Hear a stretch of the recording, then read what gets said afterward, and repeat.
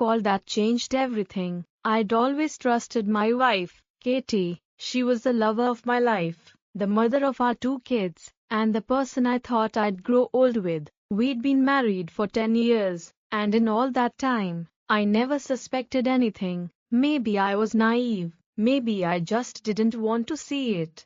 It all started with a phone call. One night, I was working late at my desk when her phone, which was charging nearby, buzzed. I wasn't the kind of guy to go through my wife's phone. That felt wrong, but this time, something was different. The screen lit up, and the message preview caught my eye.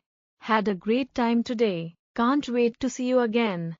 I froze, my heart started racing, and my mind went blank. Who was this? It wasn't me she saw today. I had been at work all day. I opened the message, and sure enough, it was from someone named David.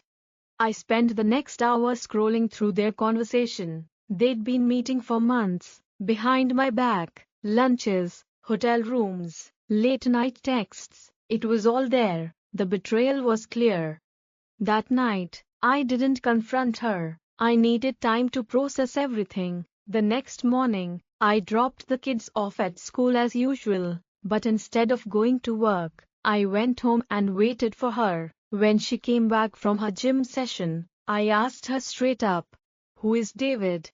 Her face turned pale. She stammered for a bit, trying to come up with some lie, but eventually, the truth came out. She'd been seeing him for almost 6 months. They met at work. She told me it was just a fling, that she loved me and wanted to work things out. But I couldn't look at her the same way. Trust was shattered. I packed a bag and left the house that day. We are separated now, and while part of me wants to forgive her, I don't know if I'll ever be able to. Story 2. The Neighbor's Secret. My wife and I moved into our new neighborhood about 2 years ago. It was a quiet, suburban area, and everything seemed perfect. We quickly made friends with our neighbors, especially the couple next door, Sarah and Tom. They were a few years younger than us, newlyweds, and super friendly. My wife, Lisa, seemed to get especially close to Tom. They shared a lot of interests, running, hiking, and all sorts of outdoorsy stuff that I wasn't too into. I didn't think much of it at first. After all, I trusted her, and we all hung out as couples pretty often. But slowly, I started noticing little things. She'd mention Tom in conversation way more than usual, and her phone would light up with texts from him, often late at night. When I asked her about it, she brushed it off, saying they were just friends, and I had nothing to worry about. One day, while I was at work, I got a call from Sarah, Tom's wife. She sounded shaken and asked if we could meet in person. I agreed, and we met at a nearby cafe. She sat down, avoiding eye contact, and said, "I think Tom and Lisa are having an affair." I didn't know how to respond. Sarah went on to explain that she'd seen their text messages. Some of them were innocent, but others were not. They'd been meeting up while we were at work, using excuses like running or hiking as cover for their time alone. That night, I confronted Lisa. She denied it at first, but when I told her that Sarah had seen the messages, she couldn't keep up the lie. She confessed that she and Tom had been sneaking around for months. The betrayal hit hard. Not only had my wife cheated on me, but it was with someone who I considered a friend. We tried therapy, but in the end, the trust was gone. We are now in the process of a divorce, and while I've moved on in some ways, the scars remain. Story 3. The business trip. I travel a lot for work. It's part of the job, and my wife, Emily, knew that from the start. We've always made it work, though. FaceTime calls, daily texts, and checking in whenever we could. It wasn't ideal, but we managed. Last year, I was sent on a month-long business trip overseas. It was the longest we'd been apart, but I trusted her completely. After all, we'd been together for 12 years, married for 8, and I never had a reason to doubt her loyalty. About 2 weeks into the trip, I started noticing a change in her. She'd take longer to respond to my texts, seemed distant during our calls, and would often cut conversations short. When I asked if everything was okay, she assured me it was just work stress. I believed her. However, one night, I got a message from a mutual friend back home. It was a screenshot of Emily's Instagram, showing her out at a bar with a guy I didn't recognize. The caption read, "Great night with this one." I stared at the screen for what felt like an eternity, trying to convince myself that it was just an innocent post, maybe a friend, a colleague, but something didn't sit right with me.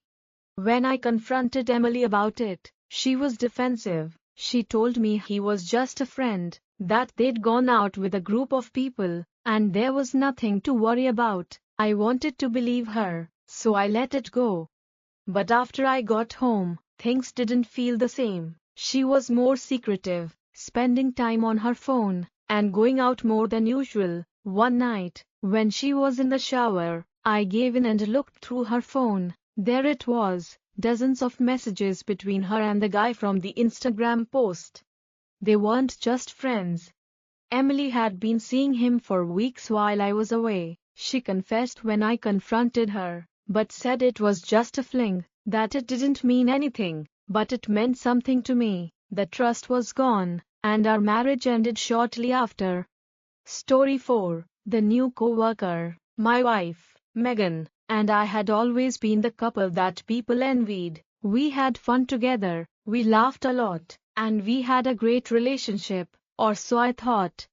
A few months ago, she started a new job at a tech firm. She was excited about the role and the opportunities it brought. I was happy for her, of course, but things began to change soon after. She started coming home later and talking about a new co-worker, Jason, a lot. At first, it didn't bother me. I figured she was just excited about her job. But then the texts started. She'd get notifications from Jason late at night, and when I'd ask about them, she'd shrug it off, saying they were discussing work. I trusted her, so I didn't push it. One weekend, Megan had a work retreat. It was supposed to be a team-building exercise, and she insisted it was mandatory. I didn't think much of it, but something felt off. While she was away, I got a message from one of her co-workers. He told me that Megan and Jason had been spending a lot of time together, and people in the office were starting to talk.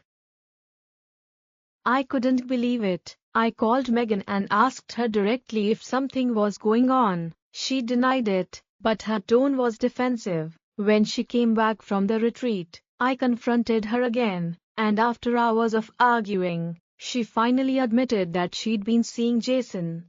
She said it started innocently, but feelings developed, and she didn't know how to stop. I was devastated. Our marriage, which I thought was rock solid, crumbled in that moment. We are now in counseling, trying to figure out if we can rebuild what we lost, but honestly, I don't know if we'll make it. Story 5. The confession. I always thought our marriage was perfect. Sarah and I had been together for 15 years, and while we had our ups and downs, I never doubted her love for me. She was my best friend, my confidant, the person I wanted to grow old with. But one day, everything changed. It was a random Tuesday night. We were sitting on the couch, watching TV, when she turned to me and said, "We need to talk." My heart sank. Those are never good words in a marriage. "I've been cheating on you," she said, her voice trembling, "for the past year." I couldn't breathe. I felt like the world was spinning, and I was stuck in some kind of nightmare. She went on to explain that it was with someone from her gym, that it started as a flirtation but quickly became more. "I didn't mean for it to happen," she cried. "I still love you." I didn't know what to say. My mind was racing, trying to make sense of what she'd just told me. A year. How had I not seen it? How had she been able to hide something so huge for so long? That night, I packed a bag and left. We've been separated ever since, And while part of me wants to forgive her, I don't know if I'll ever be able to move past the betrayal. Our marriage may be over, but the pain lingers.